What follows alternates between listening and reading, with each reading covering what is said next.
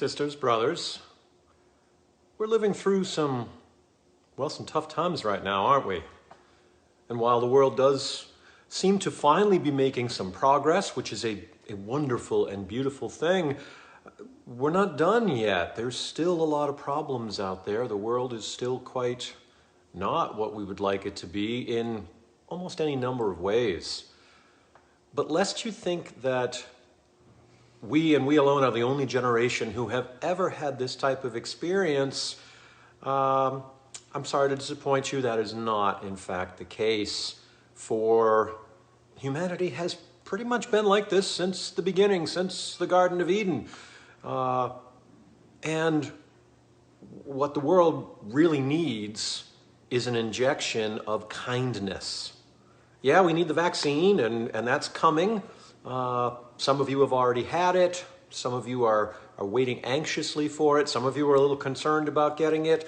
I'm not going to go into all of that today, but there's something that every single one of us can do to help improve the world we live in, and that is to practice some kindness.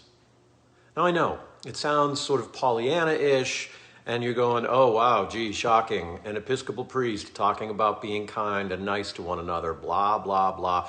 Brothers and sisters, there's a lot more to it than that. And again, lest you think this is something that only has to happen now, there's a biblical basis for this. Paul's writings to the churches talk a lot about kindness. In Ephesians, Paul says, do not let any unwelcome talk come out of your mouths, but only what is helpful for building others up according to their needs. Be kind and compassionate to one another, forgiving each other just as in Christ God forgave you. In Colossians, we hear, therefore, as God's chosen people, holy and dearly loved, clothe yourselves with compassion, kindness, humbleness, gentleness, and patience. In Galatians, Paul says, the fruit of the Spirit is love, joy, peace, forbearance, kindness, goodness, faithfulness. This is a prescription for life from the New Testament scriptures. But right by now you're saying, well, gee, Rick, I'm not sure that. It sounds sort of New Testament-ish, but that's probably since Jesus came, right? That there's no Old Testament justification for that.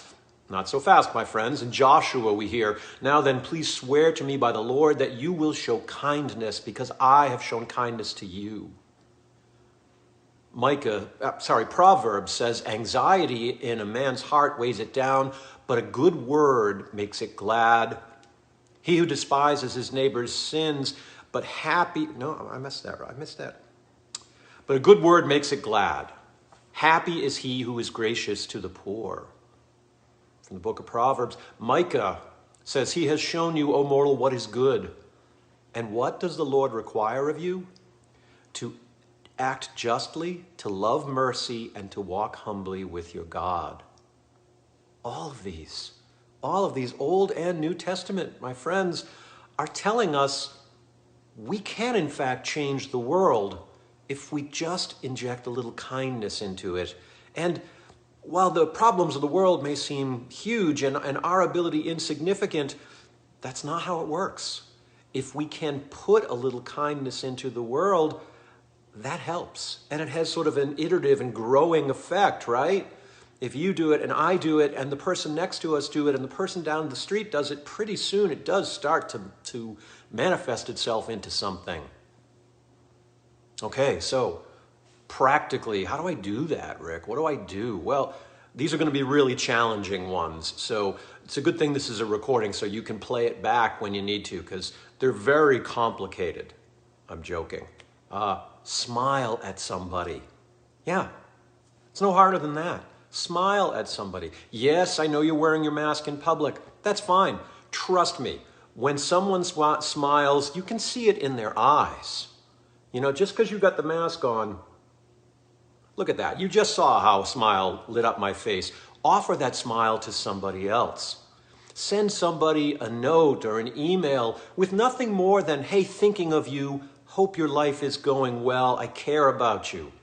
Oh, that's an amazing gift you can give somebody. Hold the door for somebody when you're going into a store. Don't cut somebody off in traffic. Here's a very simple one. Offer someone a compliment, even someone you don't know. Hey, those are really nice shoes. Oh, thank you for doing that. That was so kind. You have a really lovely smile. I love the color of your hair. Those are little, what to you seem meaningless, but to the person who receives them, those can be they can just change their whole day.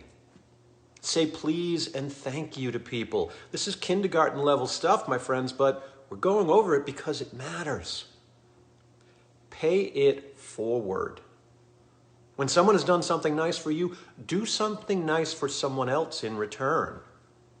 We've probably all seen those stories of the people who at the drive-thru are picking up the tab for the car behind them. You get your coffee and ask them what the tab is for the car behind and pay theirs too.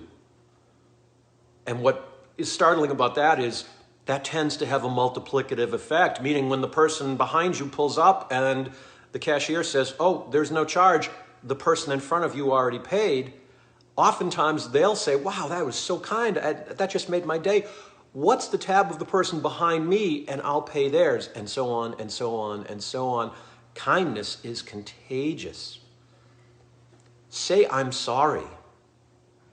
Again, this sounds like very much kindergarten level stuff, but these things really matter. Whether you did something or not, when someone you know is hurting, tell them that you're sorry that they're hurting. Express that level of grief with them, that solidarity with them. Being kind, brothers and sisters, it's seemingly such a small gesture, but it can matter so much to someone, especially someone who's really in a tough place. You can turn them around, or you can turn their day around at least. And I know you know what I'm talking about because I guarantee you have all benefited from something like that. I was in a store yesterday picking up some stuff, and I was talking to one of the folks who works there. And I've talked to him several times before, and he recommends things to me sometimes. And I just mentioned to him how helpful his advice had been the last time. And I didn't mean to, but I gave this guy a gift that lasted him all day.